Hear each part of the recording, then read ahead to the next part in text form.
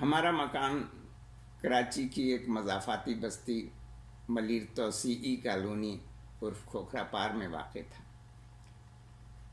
چلچلاتی گرمیوں کی دوپہر میں دور ملٹری ڈیری فارم سے آتی ہوئی کوئل کے کوکنے کی آواز کانوں کو بہت بھلی معلوم ہوتی تھی۔ ایسے میں 80 گز کے اس مکان کے کچے صحن میں امرود کے پیڑ کی چھاؤں تلے بچھی ہوئی بان کی چارپائی پر لیٹ کر پڑھنا ہمارے لیے نری عیاشی تھی۔ وہ مزے موجودہ پختہ مکان کی اس سجی سجائی مطالعہ گاہ میں کہاں۔ 5ویں جماعت پاس کر لینے کے بعد مجھے کراچی کے سرکاری مدرسہ ثانویہ برائے طلبہ سعود آباد میں داخل کرا دیا گیا۔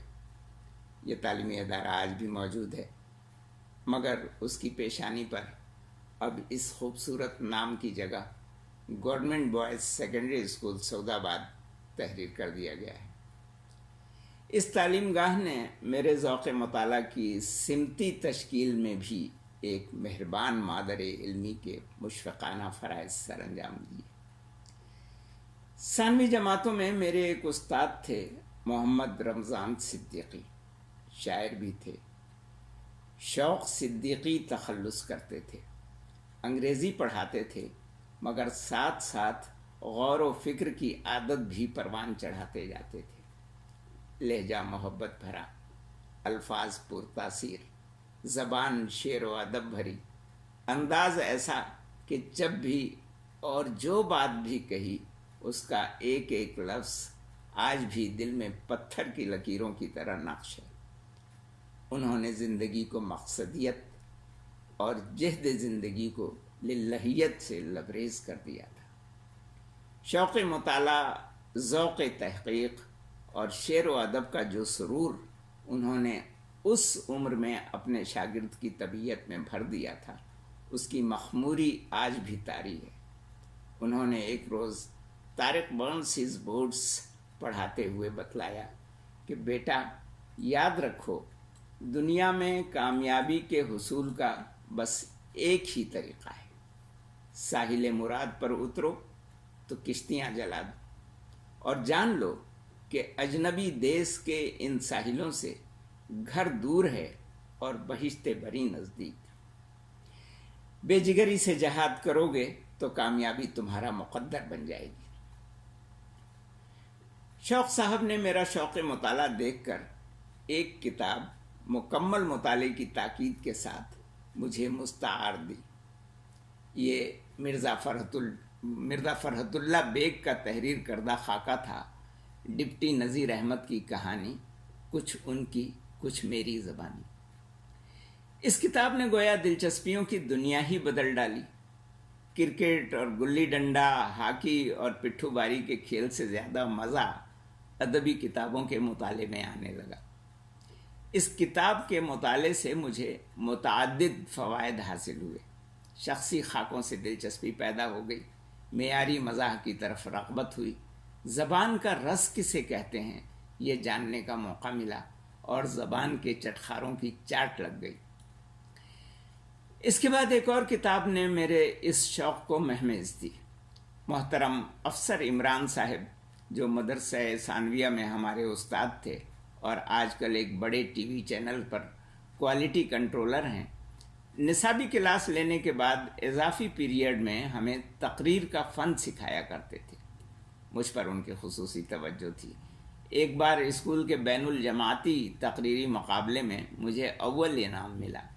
یہ انعام بھی ایک کتاب کی صورت میں تھا جو افسر عمران صاحب کا انتخاب تھی۔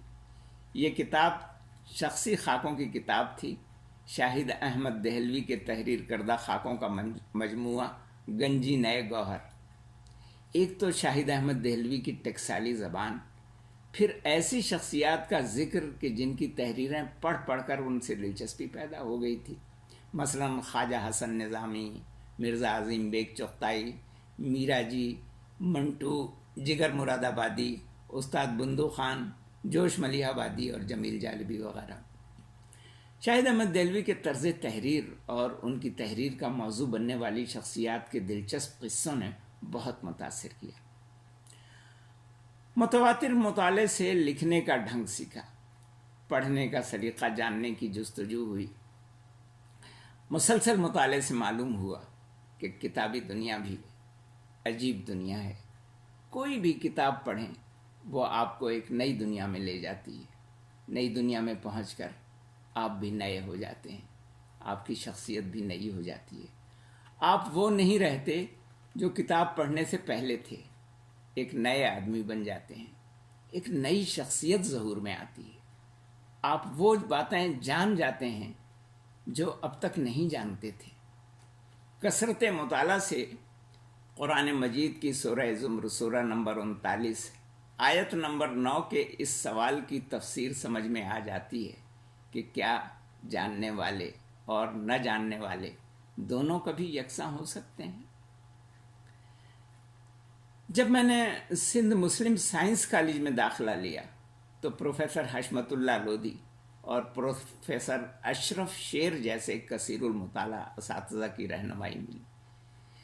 کالج کا دور ایسا تھا، یہ 1972 سے 1974 تک کا دور تھا، جب میں اسلامی جمعیت طلبہ میں بہت فعال تھا۔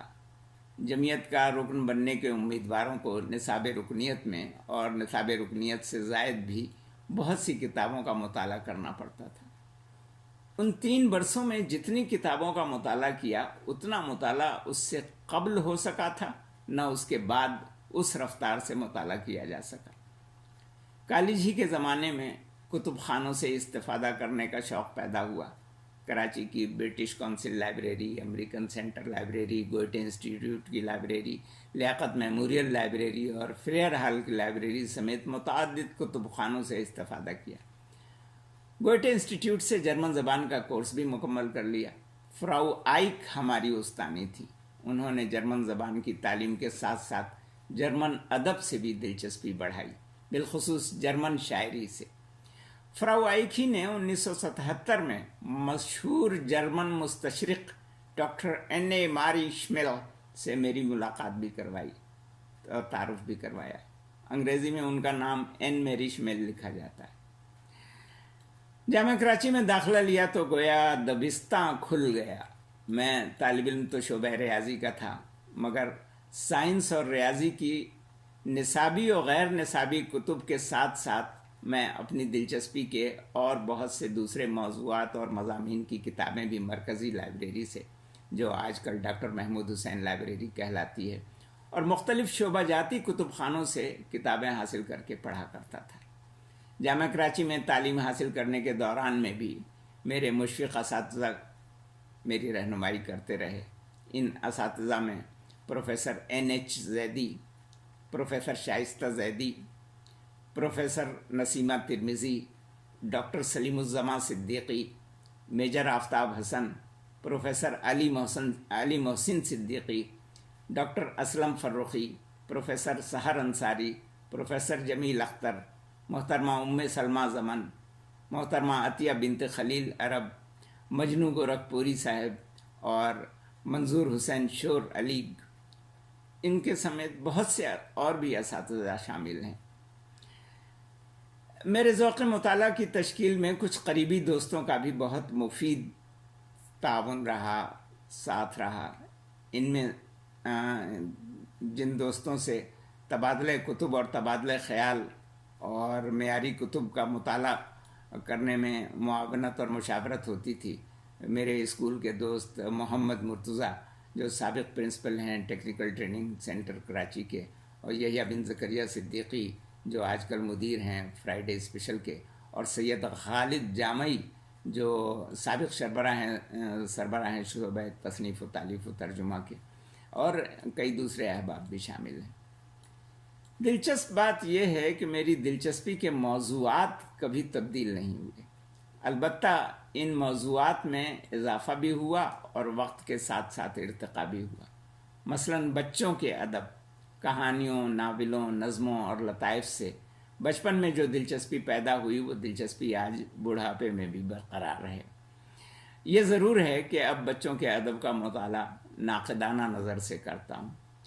اسکول ہی کے زمانے میں طنز و مزاح سمیت اردو ادب کی تمام اصناف کے مطالعے سے دلچسپی پیدا ہو گئی تھی جو بڑھتی چلی گئی۔ تفسیری ادب اور لسانیات کے مطالعے سے دلچسپی اپنے تایا مولانا ابوالجلال ندوی رحمۃ اللہ علیہ کی وجہ سے پیدا ہوئی۔ فلسفے اور فلسفیانہ مباحث سے رغبت اپنے ایک برادر بزرگ مرحوم زکریا صدیقی کی صحبت میں پیدا ہوئی، جو میرے مربی بھی تھے اور کئی معاملات میں میرے لیے استاد کا درجہ رکھتے تھے۔ اصول فقہ اور تقابل ادیان کے موضوعات سے دلچسپی جامعہ کراچی کے کلیہ معارف اسلامیہ میں داخلہ لینے کے بعد پیدا ہوئی۔ فقہی موضوعات سے متعلق کتب کے انتخاب میں میرے سب سے بڑے بھائی مرحوم عبد الرحمن صدیقی میری رہنمائی فرمایا کرتے تھے۔ ریاضی، شماریات اور معاشیات کے موضوعات سے دلچسپی شعبہ ریاضی میں بی ایس سی آنرز کے دوران میں نصابی مطالعے سے پیدا ہوئی۔ ان تمام موضوعات سے اور ان کے علاوہ اور بھی کئی دیگر موضوعات سے دلچسپی اب بھی برقرار ہے۔ دلچسپی کے موضوعات میں سے کسی موضوع پر کوئی نئی کتاب ہاتھ لگ جائے تو اس کا مطالعہ کرنا آج بھی پسند ہے۔ ہر نئے مطالعے کے بعد کوئی نہ کوئی نئی بات ضرور علم میں آ جاتی ہے۔ پسندیدہ مصنفین کی فہرست بھی دلچسپی کے موضوعات کی طرح طویل ہے۔ بچوں کے ادب سے، جیسا کہ میں نے پہلے عرض کیا، بچپن ہی میں دلچسپی پیدا ہو گئی تھی۔ عمر میں اضافے کے ساتھ ساتھ ادب اطفال تخلیق کرنے والے تمام جدید و قدیم ادیبوں کی تحریریں پڑھ ڈالیں۔ نثر میں مولانا مائل خیر آبادی، مولانا عبدالحی، امتیاز علی تاج، مرزا ادیب اور بیلو کی پٹائی لکھنے والی عصمت چغتائی اور معراج صاحب جو ہمدرد نونہال میں خرگوش کے کارنامے لکھا کرتے تھے میرے پسندیدہ مصنفین میں شامل تھے۔ بچوں کے لیے نظمیں تخلیق کرنے والوں میں مرزا اسد اللہ خان غالب، مولانا الطاف حسین حالی، مولانا اسماعیل میرٹھی، اقبال، افسر میرٹھی، شاعر لکھنوی اور شان الحق حقی میرے پسندیدہ شعراء میں سے ہیں۔ نثری طنز و مزاح میں مرزا فرحت اللہ بیگ، مرزا عظیم بیگ چغتائی، کنہیا لال کپور، رشید احمد صدیقی، احمد شاہ بخاری پطرس، شوکت تھانوی، شفیق الرحمان، ملا ابن عرب مکی، یہ مولانا عامر عثمانی کا قلمی نام ہے، ابن انشاء، مشتاق احمد یوسفی اور خامہ بگوش یعنی مشفق خواجہ سب ہی پسندیدگی کے درجے پر فائز ہیں۔ منظوم مزاح میں ظریف جبل پوری، دلاور فگار، سید محمد جعفری، ڈاکٹر انعام احسن حریف، ضمیر جعفری، انور مسعود، پروفیسر عنایت علی خان، سرفراز شاہد، بیدل جون پوری، ڈاکٹر انعام الحق جاوید اور اطہر شاہ خان جیدی پسندیدہ شعراء ہیں۔ افسانہ نگاروں میں کرشن چندر اور قرۃ العین حیدر کا طرز تحریر زیادہ پسند آیا۔ کچھ دوسرے ادیب بھی پسند ہیں مگر ان کی صرف منتخب تحریریں پسند آتی ہیں، جیسے احمد ندیم قاسمی کا افسانہ پرمیشر سنگھ اور اشفاق احمد کا گڈریا۔ یہ فہرست بھی خاصی طویل ہے۔ سنجیدہ تحریروں میں شاہد احمد دہلوی، ملا واحدی اور مختار مسعود کا اسلوب تحریر بہت متاثر کن ہے، اس نے مجھے بہت متاثر کیا۔ اردو کے تفسیری ادب میں مولانا حمید الدین فراہی، مولانا ابوالجلال ندوی، مولانا ابوالکلام آزاد، مولانا ابوالعلا مودودی اور مولانا امین احسن اصلاحی کو پسندیدہ مصنفین کا درجہ حاصل ہے۔ سیرت نگاری میں بلا شبہ مولانا شبلی نعمانی اپنے مدلل محققانہ اسلوب کے سبب پسند آئے۔ اسی اسلوب کو ان کے شاگرد مولانا سید سلیمان ندوی نے بھی آگے بڑھایا۔ مگر مجھے سب سے زیادہ متاثر مولانا مناظر احسن گیلانی کے اس انداز تحریر نے کیا جو انہوں نے النبی الخاتم میں اپنایا ہے۔ صاحب الرحیق المختوم مولانا صفی الرحمن مبارک پوری بھی سیرت نگاری کے حوالے سے پسندیدہ مصنفین میں شامل ہیں۔ محققین میں ڈاکٹر حمید اللہ کا انداز تحقیق بہت پسند ہے، ان کا ہر استدلال دل میں گھر کر لیتا ہے، ان کی نظر بہت گہری ہے۔ یہاں میں صرف اپنے مطالعے اور اپنی پسند کا ذکر کر رہا ہوں، مصنفین اور ان کی تصانیف پر فرداً تبصرے اور تنقید کی یہاں گنجائش نہیں۔ اردو کے علاوہ انگریزی کے سوا کسی اور زبان میں باقاعدہ مطالعہ نہیں کیا، مگر پسندیدہ مطالعہ بہت منتخب اور محدود ہے۔ جن کتب کے تراجم کیے ہیں ان کا پڑھنا تو پیشہ ورانہ مجبوری تھی، مگر خود اپنے ذوق سے جو مطالعہ کیا ہے ان میں ہم نصابی کتابوں کے علاوہ بچوں کی مشہور ادیبہ اینٹ بلیٹن کی اکثر کتب کا مطالعہ کیا ہے۔ مزاح نگاروں میں مارک ٹوین، جیمز تھربر اور جارج میکش کا مطالعہ کیا ہے، جبکہ کالم نگاروں میں آرٹ بخوالٹ پسندیدہ کالم نگار تھے۔ جیسا کہ میں اس امر کی نشاندہی کر چکا ہوں کہ طبع حسرت نے اٹھایا ہے ہر استاد سے فیض، تو کسی ایک مصنف کو پسندیدہ ترین مصنف کے بلند ترین مقام پر رکھنا ذرا مشکل محسوس ہو رہا ہے۔ میری ذہنی نشو و نما پر سب سے زیادہ اثرات تو میرے تایا مولانا ابوالجلال ندوی کے ہیں۔ میری تعلیم کے آغاز اور میری ذہنی تربیت کے عمل میں جو ان کا پدرانہ کردار رہا ہے، اس سے قطع نظر ان کو بحیثیت مصنف پسندیدہ ترین مصنف کے مقام پر رکھ سکتا ہوں، اور اس کی وجہ یہ ہے کہ ان کا اسلوب تحریر بہت دلکش اور دل پر گہرا اثر چھوڑ جانے والا ہے۔ ان کا ہر استدلال لاجواب اور قائل کر دینے والا ہوتا ہے۔ بحیثیت مفسر قرآن ان کی انفرادیت یہ ہے کہ وہ آیات قرآنی کے تاریخی پس منظر کو بڑی تفصیل سے بیان کرتے ہیں۔ ترتیب نزول پر ان کی گہری نظر ہے۔ قرآن مجید کو صحابہ کرام رضوان اللہ اجمعین نے کس طرح سمجھا، کس پس منظر میں سمجھا، اور کلام الہی سے کیا کیا نکات اخذ کیے، یہ سب باتیں ان کے ہاں بڑی جامعیت سے ملتی ہیں۔ حروف مقطعات کی حقیقت جاننے کے لیے انہوں نے نہ صرف عربی اور عبرانی زبان کے حروف تہجی کی تشکیل پر تحقیق کی، بلکہ دیگر زبانوں کی ساختیات کا علم بھی حاصل کیا، حتیٰ کہ موئنجو ڈارو کی زبان بھی پڑھ ڈالی۔ ان کی رائے میں قرآن مجید کے زمانہ نزول کے لوگ مقطعات کی معنویت سے ناآشنا نہیں تھے۔ یہی وجہ ہے کہ مشرکین مکہ نے قرآن مجید پر ہر قسم کے اعتراضات کیے، جن میں سے بعض کا قرآن نے جواب بھی دیا ہے، مگر تاریخی ریکارڈ میں کسی کی طرف سے حروف مقطعات پر کوئی اعتراض نہیں ملتا کہ یہ کیسے بے معنی الفاظ ہیں جن کے معنی کا علم اللہ اور اس کے رسول کے سوا کسی کو نہیں۔ چنانچہ حروف مقطعات پر ان کی مدلل لسانی تحقیق موجود ہے۔ انہی حروف کی تحقیق کے لیے انہوں نے قدیم نقوش کا بھی مطالعہ کیا، اور اسی ضمن میں موئنجو ڈارو سے برآمد ہونے والی مہروں کے حروف بھی پڑھ لیے۔ ان سب پر مستزاد ان کا طرز تحریر بہت سادہ ہے، اور اس میں ادبی چاشنی بھی ملتی ہے۔ اگر اس سوال کا جواب طویل ترین ہو جانے کا اندیشہ نہ ہوتا کہ پسندیدہ ترین مصنف کون ہے، تو میں آپ کی خدمت میں مولانا ابوالجلال ندوی کے اسلوب تحقیق کی چند مثالیں بھی پیش کرتا۔ مثلا میں یہ بتاتا کہ انہوں نے کن دلائل سے ثابت کیا کہ قمری تقویم ہی فطری تقویم ہے۔ دنیا انسانیت کے لیے اس میں بہت سے فوائد مضمر ہیں۔ مثلا میں آپ کو یہ بھی بتاتا کہ ان کے ہاں کیا کچھ منفرد ہے۔ بطور مثال عرض کرتا ہوں کہ وہ آیات الہی کی تفسیر کرتے ہوئے یہ بات بھی واضح کرتے ہیں کہ اگر کسی آیت میں قوم یعقلون کا ذکر کیا گیا ہے تو کیوں کیا گیا ہے، اور یہ کون لوگ ہیں؟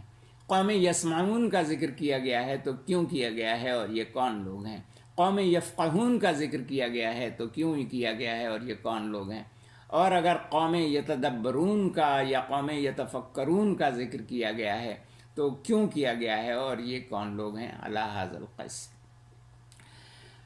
1984 سے اب تک روزنامہ جسارت کراچی میں زیر و زبر کے مستقل عنوان سے کالم نگاری کر رہا ہوں، اور اب غلطی ہائے مضامین کے عنوان سے فرائیڈے اسپیشل میں بھی مستقل کالم نگاری کا آغاز کر دیا ہے۔ لہٰذا اردو اخبارات اور رسائل کا مطالعہ کرنا میری ضرورت بھی ہے اور مجبوری بھی۔ آج کل عموماً نصف گھنٹے میں 4-5 اخبارات کا مطالعہ کر لیتا ہوں، کیونکہ اب اخبارات میں ہر خبر لائق مطالعہ محسوس ہوتی ہے، نہ ہر کالم دلچسپی کا حامل ہوتا ہے۔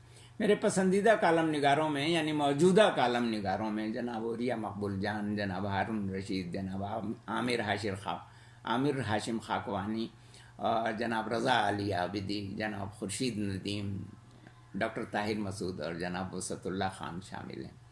پسندیدہ رسائل و جرائد میں وقتاً فوقتاً تبدیلی واقع ہوتی رہی ہے۔ کبھی ماہنامہ اردو ڈائجسٹ، ماہنامہ سیارہ ڈائجسٹ، ماہنامہ قومی ڈائجسٹ، ہفتہ روزہ زندگی، ہفتہ روزہ چٹان اور ہفتہ روزہ تکبیر کا شمار پسندیدہ رسائل میں اور جرائد میں ہوتا تھا۔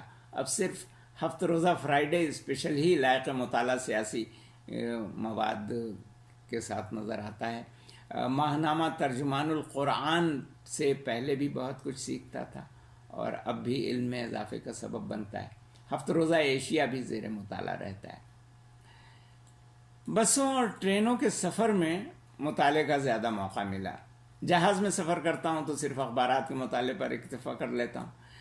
زمانہ طالب علمی میں کالج جانے کے لیے گھر واقع ملیر توسیع کالونی عرف کھوکھرا پارک کراچی سے ماڈل کالونی کے ریلوے اسٹیشن تک میں پیدل آتا تھا۔ وہاں سے لوکل ٹرین پکڑ کر تقریباً 1 گھنٹے میں اپنے کالج سندھ مسلم سائنس کالج پہنچتا تھا، جو سٹی اسٹیشن کے پاس سندھ مدرسۃ الاسلام کے احاطے میں ہے۔ جانے اور آنے کے سفر کے دوران میں کوئی نہ کوئی کتاب مکمل پڑھ لیا کرتا تھا۔